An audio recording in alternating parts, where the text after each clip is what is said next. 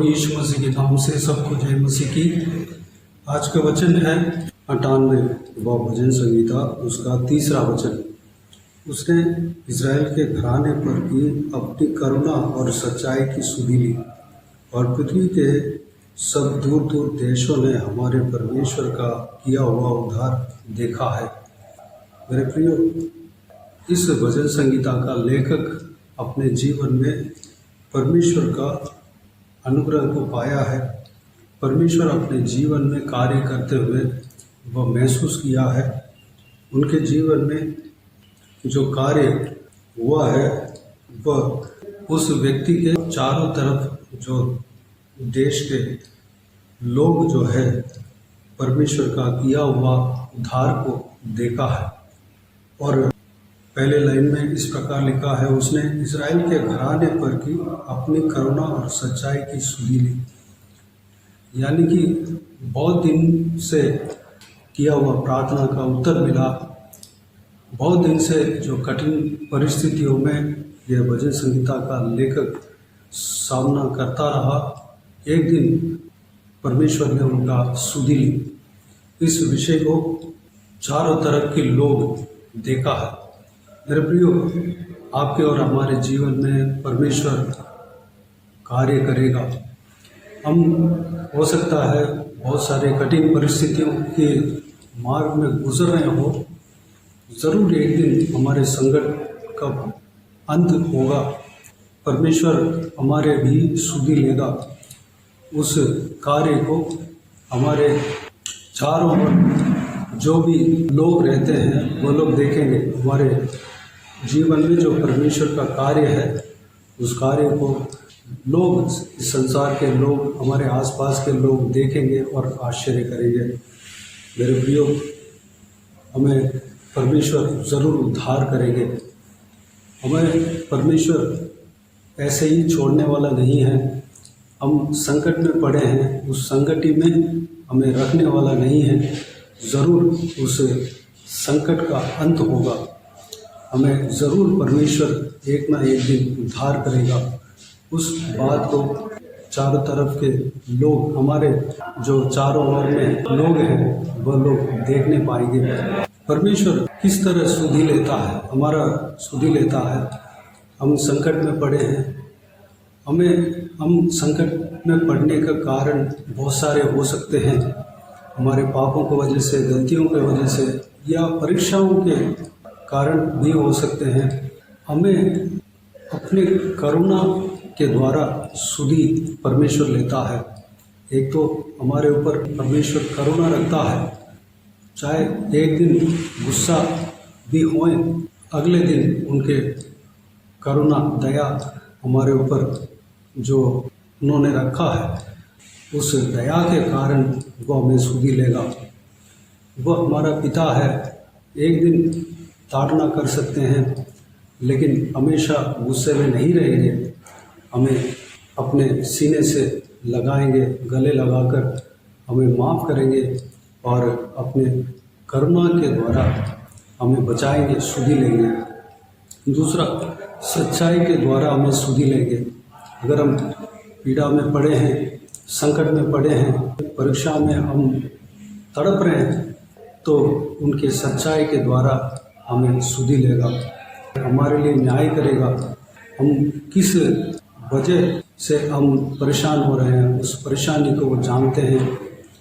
हमें उस परेशानी से निकालेंगे और हमें एक फ्रीडम, एक आरामदायक जगह पे हमें रखेंगे।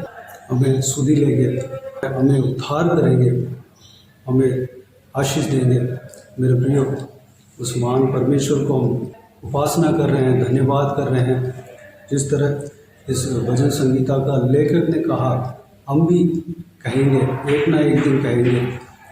तो आइए मेरे प्रियो, उस सुधि लेने वाला परमेश्वर को, उस करुणामय परमेश्वर को, उस दयालु परमेश्वर को, सच्चाई के द्वारा सुधि लेने वाला परमेश्वर को, हमारे लिए न्याय करने वाला परमेश्वर को, हमारे लिए युद्ध करने वाला परमेश्वर को धन्यवाद दें, स्तुति करें, महिमा करें। हमारे जीवन में परमेश्वर जो कार्य करेंगे उस कार्य को हमारे चारों ओर जो भी लोग हैं वो देखेंगे और आश्चर्य करेंगे। इस बात के लिए परमेश्वर को धन्यवाद दें, स्तुति करें। आइए हम प्रार्थना में जाएं।